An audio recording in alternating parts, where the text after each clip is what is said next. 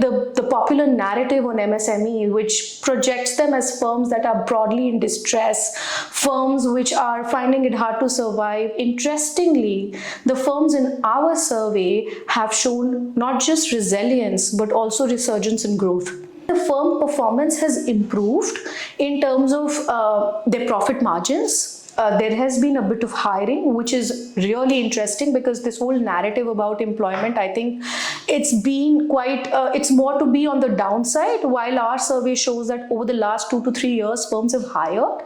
And importantly, the firms have also grown in terms of their sales turnover. And what digitalization is doing, as it's giving that firm that additional push, which is taking it towards a steeper growth path. So firm is growing, and then the second order effects in terms of ease and access to finance, ease and access to international markets, and more information comes to the firm. Also a large size collateral which is enough to underwrite your risk becomes very important, and most of the enterprises don't have that. So in that case, this information collateral becomes very useful to get loan at favorable terms. That comes with digitalization and their onboarding on platforms. So returns, which is one of the biggest challenges that firms face, cybersecurity, issues with the knowledge of using platforms, cataloging, etc.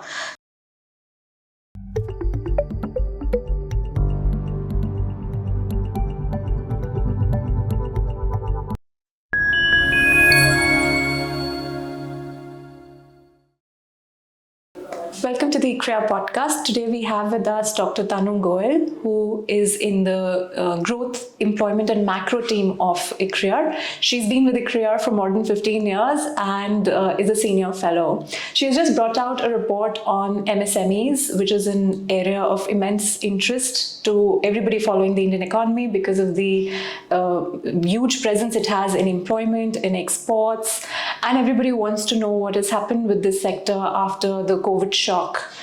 Thank you for coming on the show, Tanu. Thank you so much, Puja, for having me on your show. Tanu, tell us about this MSME report that you've just brought out. Yeah, so Puja, let me give you a bit of background. So we've been doing this survey on micro, small and medium enterprises since 2021. So, the reason, the push came from the fact that there was this conversation going on that post-COVID and due to the COVID-related restrictions, it is MSMEs are most vulnerable to shock, which came about because there was limited movement of goods. A lot of people started ordering stuff online, and a lot of channels of supply were closed at that point. So what started as a post-pandemic necessity, we realized had become a strategic choice for people. So what we did was that in 2021, we started doing these surveys to see whether firms that are integrated on e-commerce platforms are using that channel as a mode to survive. And then we started repeating these surveys each year. So we did one in 2021. We did another one in 2022. And then this year, we did a survey again of 2,365 firms to see whether firms are continuing to use these platforms to survive and grow. So this survey basically looked at firms that are integrated on platforms, e-commerce channels basically, and we call them digitalized firms. And we compare them with firms that are not integrated on platforms. So we divided our sample into about 1,150 or so firms were integrated on platforms and about 1,150 or so were not integrated. And then we compare them across different parameters like what has been their performance in terms of business, how they've performed in terms of access to finance market, and so on and so forth. And what are your main findings? How are the MSMEs performing? So interestingly, like I said, what started off as a post-pandemic necessity, we realized over the years that it's becoming a strategic choice for firms. And unlike the popular narrative on MSME, which projects them as firms that are broadly in distress, firms which are finding it hard to survive, interestingly, the firms in our survey have shown not just resilience, but also resurgence in growth. Wow. Yeah, I think that is something. And actually, I must say, Pooja, I shared the initial findings with you, and you were among the first few people to point it out to me that, this is really interesting, because whatever narrative we hear on MSME so far, it has largely been that of, these are distressed firms, we need to keep providing them support. This is not to say that they don't need support, but the fact that with this support and support which is coming by the way of digitalization, use of platforms, these firms have been able to display a strong growth path, at least the firms which we interviewed in our survey. That's very interesting because there are so many Tanu, so many biases in our ecosystem in which the MSME firms operate that work to keep them small, that are favoring all the time larger firms, that don't allow or at least disincentivize firms to try and scale up. So if digitalization and the support that you're saying, perhaps from government schemes, is helping firms grow, how is this coming through in your survey? And tell us some of the stories of the MSMEs that you would have probably met during your survey. So I think the interesting part of the survey-based research which I've been doing through this particular study is that you actually get to go to the ground and talk to people. And in the MSME landscape, when we started, we felt that the ground stories are going to be a little heartbreaking and it may not be very easy. I must confess here that some of the survey visits have not really been easy, even in NCR, because of the way the MSMEs are sort of located. Not all of them are always in industrial clusters. A lot of MSMEs also operate out of household clusters. But this never give up attitude that these firms have, and the way they have sort of accepted the reality, the fact that they have changed their practices and they are adopting technology, and not just technology. I'll tell you something very interesting, Pooja. There's this one survey where we had gone to Silampur in a factory where, first of all, it took us 15-20 minutes to find the place. But once when we got there, the person was so well informed. He was actually talking about ESG, environmental sustainability and governance standards, and the amount of, the amount of funds that are available, and the amount of the avenues that it opens up for these firms, is the fact that they are here to stay and they really want to grow. And our study also shows, and this is something that is very interesting in our work, and also because we've been doing this year on year, we've been able to create that kind of an ecosystem where we are able to track the same firm and see its journey over the years. Our own firms have actually exhibited interesting second-order effects. And this is something that we bring out more dominantly in this particular report, the second-order effects that come with digitalization, and also that are available to firms which are becoming more sophisticated, probably because they've decided to join a platform that allows them access to so much information which you possibly don't get if you're operating just from within your own space. So these firms, you're saying, your survey is showing are doing financially, their performance has improved, and you're saying that other than that, there are also second order effects. Tell us some of these. So let me just explain a bit on the second order part. So one is they're performing well in terms of their business metrics. So if you see, and I'd urge everybody to please go to the ICRIER website and look at the report, because we've brought out numbers there, and it's always good to go into the nuances of those numbers of what it is saying. But broadly, what it is saying is that the firm performance has improved in terms of their profit margins. There has been a bit of hiring, which is really interesting, because this whole narrative about employment, I think it's been quite, it's more to be on the downside, while our survey shows that over the last 2 to 3 years, firms have hired. And importantly, the firms have also grown in terms of their sales turnover. Firms have exhibited growth in a substantial number. So when we look at the same firm, and when we see where it was in 2021 to where it is today, there has been growth. So this is just purely in terms of business metrics. But when you look at the second order, and second order is indirect benefits that come with digitalization. So what is happening is that in general, as the firm size grows, its prospect improves. And what digitalization is doing, as it's giving that firm that additional push, which is taking it towards a steeper growth path. So firm is growing, and then the second order effects in terms of ease and access to finance, ease and access to international markets. and more information comes to the firm. So when I say access to finance, we found in our survey that firms that have digitized, their terms to take loan are relatively better. So the first thing is that when you compare a micro-sized firm with a medium-sized firm, there's a difference of 1% in terms of rate of interest. So if a micro firm is getting, on an average, this is on an average and the range is pretty wide, so from 5% to 25%. But on an average, a micro firm gets loan for say about 12.5% rate of interest. A medium size gets for 11.5. So in the first step, digitization is actually helping the firm to expand in terms of size, and with that size expansion, your access to finance comes at better terms. The second thing that it is doing is through integration, there is a whole alternate information landscape which is created for firms. So, unlike these large firms which have their entire information available with their, all these P&L accounts that and the balance sheets that they bring out, the health of the firm, financial health is pretty visible through all the information that's available in public domain. That's not the case with small firms, especially micro firms, which are largely own account enterprises. When they come on platforms, there's an alternate information channel which is created, all their cash flow information, etc. is created. Now, a lot of non-banking financial corporations are there, and I think going forward, perhaps even banks can find some way to leverage this information to give finance at better terms to these firms. Assess their credit worthiness basically without asking for collateral.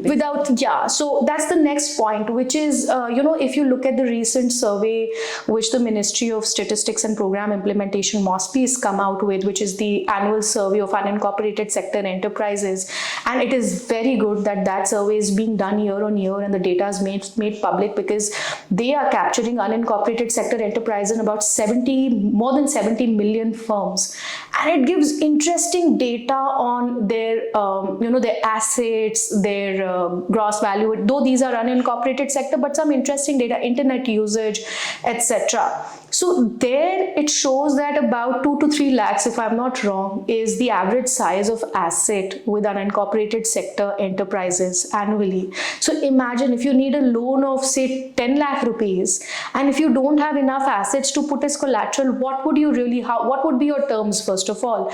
And most of the time, so again, I met with a very interesting, I think it was a micro or small size enterprise, which is an export-oriented firm. And the person mentioned that, the working capital requirement is for a short duration.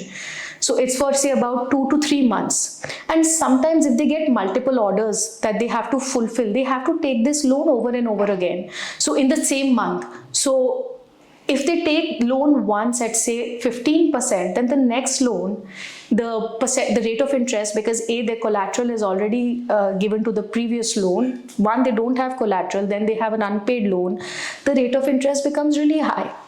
So the importance of collateral, but also a large size collateral which is enough to underwrite your risk, becomes very important, and most of the enterprises don't have that. So in that case, this information collateral becomes very useful to get loan at favorable terms. That comes with digitalization and their onboarding on platforms. And onboarding on e-commerce platforms, does it only have positives, or is it also showing some challenges? No, I mean everything. So the thing is that technology per se, I mean, one is that it is a reality today, right? Like all of us are using it. It's how do you use it, and how well are you aware of that use, and how well are you aware of the risks that come with that use. So our survey shows, and this is really interesting. I'll tell you how we actually, this one question on challenges that we asked. So we had a list of challenges which are conventional issues that MSMEs face globally, which is access to markets, access to finance, access to information, problem with land acquisition, etc. And then to that list, we added a few challenges that come with onboarding on platforms. So returns, which is one of the biggest challenge that firms face, cybersecurity, issues with the knowledge of using platforms, cataloging, etc. So, like I said in the beginning of this conversation, that we had two sets of firms, one that were integrated and one that were not integrated. So, to the not integrated firms, we only showed them the conventional challenges and they rated them. And to the integrated one, we randomize the challenges and we mix the challenges of platforms with those that are conventional issues. Interestingly, most of the integrated firms gave precedence to challenges that come by onboarding on platforms to the conventional issues. So, for instance, a substantial number actually said that they really still don't have the right knowledge of the platform, of how well they can use it. So, and the biggest example was product cataloging. The second was returns. And both of these are actually related. So if you don't know how to catalog your product, so if I'm not describing the product well, if I'm not clicking the right pictures in the right light, if I'm not putting the right origins and descriptions, the chances of the product being returned are higher. Think of it as a consumer. So that is a problem that has come. So this is some of the challenges that are there that firms face on these platforms. But apart from them, the fact is that we found that the firms that are on platform, to begin with, they are more productive firms. Okay, because these are more sophisticated firms. To be able to adapt to that technology, to be able to put in the right skill in the supply chain, to leverage it well, you have to have certain degree of sophistication. You can be a large size firm, or you can be a firm which is generally owned by a younger and a more educated person. So in some ways, these firms to begin with had some advantages. When they came on platforms, they outperformed the non-integrated ones. This is something that we also showed in our previous report, the last year's report, that, this way the inequalities will only rise between the integrated and the non-integrated firms. So it is important to accept the fact that, going forward, a lot of purchases are happening through platforms. So a lot of sales also are going to go to these, a lot of sellers are also going to onboard on these platforms, and they should, because this is an alternate channel. To the best of my knowledge, though some conversations with some other experts point out to the fact that platforms are not completely free. But to the best of my knowledge, some of the largest platform onboarding, they are free of cost. It's only that then their platform fee, etc., that come with, when you start making those sales. And I think that's where intervention is required in terms of how much can this be, what is the compliance burden, what is the paperwork, and what kind of hand-holding can be given to the sellers. Policy support, basically. And do we have any idea of why is it that the firms that have not yet integrated, what's the reason for that? Yeah, the biggest reason is knowledge, lack of knowledge. In fact, there are firms which have onboarded and they've also quit, though the number is very small. So we also captured that in our survey. So last year the number was about it was between 10 to 15%. This year it's about 15 to 20. Some firms have left the platform because again, they said they didn't know how to use it. So because of which there were other factors, like there were returns, and they really didn't know how to manage. They didn't have the right skill set.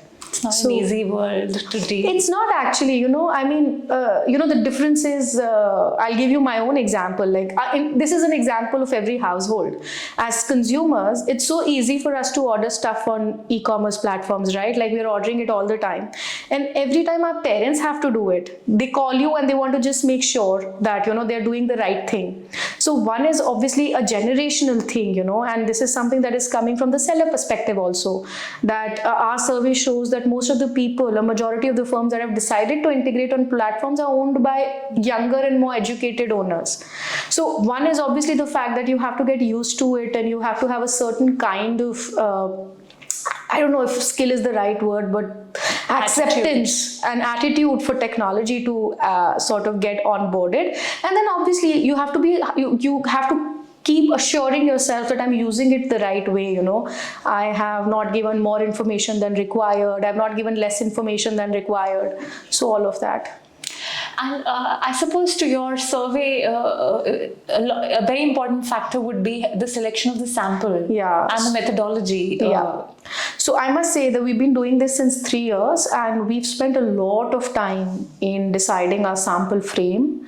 And so the thing is that obviously that part happened the first year, because what we are trying to do this year and since the last year is that we are trying to go back to the same firm. So we are tracking the same firm over the years. Probably you're the only one who's doing actually like that. From a seller's perspective, going back to the same firm and trying to track it. So I would say that it's not that we're getting all the firms each time, because these are micro, small and medium. A majority are micro enterprises. I should have asked you earlier, what is the difference between a small, micro and medium size? Okay, so the definition has recently undergone a change. And so earlier it was the turnover was 1, 10 and 50. 1 crore up to 1 crore investment in plants. So we have a composite criteria, which is a mix of investment in plant and machinery and turnover. And most countries internationally follow the employment criteria, which is less than 10 employees. But given that we are a labor surplus economy, if we do that, then a majority of the firms would perhaps, not hire as many, because there's also incentive to some extent in this country to stay small, because a lot of schemes are actually tailored just for micro, small and medium enterprises. So we have a composite criteria, which is a mixture of plant, machinery, how much investment have you made, and what is your turnover. And earlier, which is before before the budget announcement, and it's actually happened from 1st April. So it was 1 crore, 10 crore and 50 crore for investment, and then 5 times should be your turnover. Now what has happened is that the investment in plant and machinery, it's 2.5 crore minimum for maximum 2.5 crore for micro firms, 25 crore investment in plant and machinery from small, and 125 investment in plant and machinery for medium, and then into 4 your turnover. So that has sort of changed. So now a lot of probably large firms, which were earlier described as large firms, so over 250 crore, will now also come in the MSME, eligible for the MSME criteria. But yeah, coming back to your previous question, which is the sample, so a lot of thought went into it. So it all started, the first point that we chose was what sectors do we cover. So we had to pick up sectors that were in the intersection of MSME and platforms. So we picked up sectors like ready-made garments, we picked up sector like sports good, we picked up toys, and at that point in time, a lot of impetus, I'm talking about 2020, 2021, a lot of I don't know if a lot of people will remember, but this Kondapalli cluster got a lot of a lot of schemes were diverted, and a lot of push came to that cluster because it was making very nice wooden toys, and it had become a very prominent cluster. So a lot of that choice happened at that time. So this year we are following 7 sectors spread over 12 states and over 20 clusters in India. And again, a mix of integrated and non-integrated. And we are mindful of the fact that we have to take an equal number so that there are no biases that come due to a sample size. So that's the other thing. And then we do a random sampling technique. So what we've done is given the choice of the sectors, and given that MSMEs operate out of clusters, so depending on the sectors, we picked up clusters. And once you enter the cluster, we take a right hand or a left hand rule to start interviewing the firms. So it's a purposive sampling technique. So we have control in terms of certain aspects, but then once we enter a cluster, it's completely randomized. The choice of the firm is completely randomized. And all these are in-person interviews, and the responses are recorded on a computer-assisted device. It's called CAPI. I think the NSSO is also using the same device, if I'm not wrong, now for most of its household surveys. Right. Thank you. Thank you so much. And thank you for having me on the show. It was a pleasure talking to you, and it was a pleasure talking about the work that we are doing in this space. Good luck for the next survey next year. Thank you. Thank you so much, Puja. Thanks.